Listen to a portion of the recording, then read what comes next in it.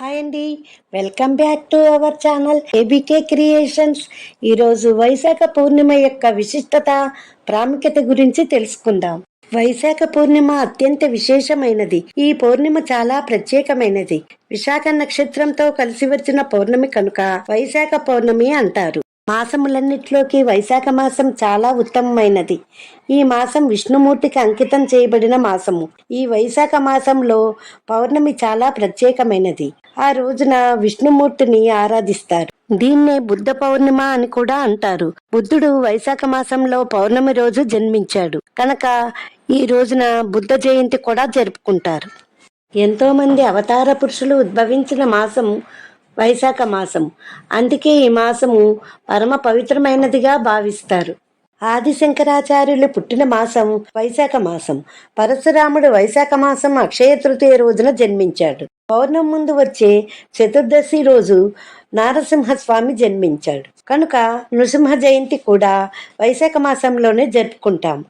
వైశాఖ పౌర్ణమి రోజు దానం చేయటం, స్వీకరించటం మరియు పూజించటం వలన గొప్ప ఫలితాలు కలుగుతాయి.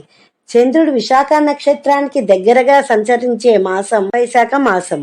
ఈ రోజున ఆధ్యాత్మిక సాధనలు ఏమి చేసినప్పటికీ అధిక ఫలితాలను ఇస్తాయని శాస్త్రం చెబుతున్నది. జీవితంలో అనేక సమస్యలు, బాధలు ఉన్నవారు ఈ పౌర్ణమి రోజున విష్ణుమూర్తిని ఆరాధించటము, దత్తాత్రేయుని ఆరాధన, సుబ్రహ్మణ్యేశ్వర స్వామిని ఆరాధిస్తారు. ఇలా ఎవరి పద్ధతిలో వారు, ఎవరి ఇష్ట దైవాన్ని వారు ఆరాధిస్తారు. స్కంద పురాణం ప్రకారము విష్ణుమూర్తిని ఆరాధిస్తే అపార సంపదలతో పాటు మనసులోని కోరికలు నెరవేరుతాయి. విష్ణుమూర్తి అనుగ్రహం పొందుతారు. భవిష్య పురాణం ప్రకారం శ్రీమన్నారాయణుడు కూర్మావతారము దాల్చింది కూడా ఈ రోజే. ఈ పౌర్ణమి రోజు చాలామంది సత్యనారాయణ వ్రతాలను ఆచరిస్తారు. ఆలయాలలో సామూహిక సత్యనారాయణ వ్రతాలు నిర్వహిస్తారు. మన పురాణాల ప్రకారము వైశాఖ పౌర్ణమి రోజు రావి చెట్టును పూజిస్తే దోషముల నుండి విముక్తి కలగడమే కాక ఈ రోజు రావి చెట్టును పూజించిన భక్తులు విష్ణుమూర్తి అనుగ్రహాన్ని పొందుతారు. వైశాఖ మాసంలో దత్తాత్రేయుని ఆరాధన పరమ పవిత్రమైనదిగా భావిస్తారు. దత్తాత్రేయునికి ప్రత్యేకమైన పూజాది క్రతువులు జరిగేటువంటి మాసము వైశాఖ మాసము. యజ్ఞ యాగాదులు కాని, గురు చరిత్ర పారాయణములు, దత్తాత్రేయునికి జరిగే కైంకర్యములు గాని పరమ పవిత్రమైనదిగా భావిస్తారు. పౌర్ణమి రోజున దత్తాత్రేయ స్వామికి ఉపవాస దీక్ష వహించి ఆ రోజు కుక్కలకు జొన్న రొట్టెలు, పాలు పెట్టాలి. దీని వలన మనకున్నటువంటి పాపములు, కష్టములు తొలగిపోతాయని దత్త పురాణంలో చెప్పబడింది. ఆ రోజున మూగజీవాలకు ఆహారం పెడితే మన పుణ్యం రెట్టింపు అవుతుందని భావిస్తారు. ఈ వైశాఖ మాసము గంగాదేవి పుట్టిన మాసం అంటారు. ఈ వైశాఖ పౌర్ణమి రోజు సూర్యోదయాన్నే నదీ స్నానం ఆచరించాలి. ఆ రోజు ఉపవాస దీక్ష చేయాలి. పేదలకు అన్నదానం చేస్తే గొప్ప ఫలితం ఉంటుంది.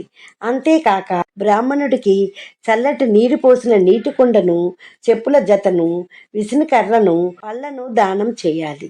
గొడుగులు, చెప్పులు దానం ఇవ్వడం వలన పితృదేవతలు సంతోషిస్తారు.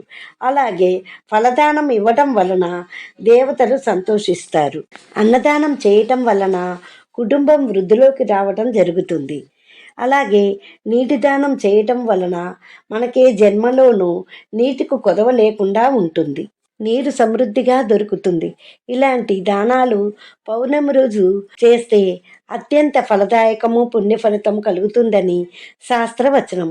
ఈ వైశాఖ పూర్ణిమ చాలా ప్రత్యేకమైనటువంటిది. ఈ విధంగా ప్రతి మనిషి ఆచరిస్తే జీవితంలో అభ్యున్నతిని, పురోగతిని సాధించవచ్చు. అంతేకాక ఆ శ్రీమన్నారాయణుని అనుగ్రహం పొందవచ్చు. ఈ వీడియో కనుక నచ్చినట్లయితే లైక్ చేసి షేర్ చేయండి. మరిన్ని ఇంట్రెస్టింగ్ వీడియోల కోసం మా ఛానల్ సబ్స్క్రైబ్ చేసుకోండి.